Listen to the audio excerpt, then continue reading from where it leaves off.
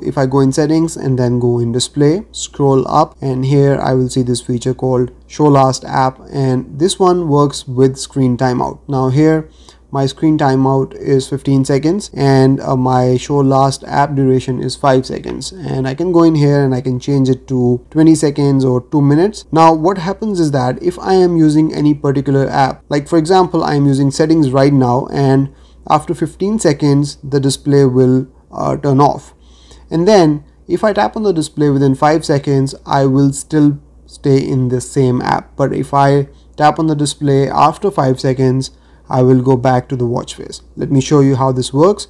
And the display is about to turn off any second now. So there it goes.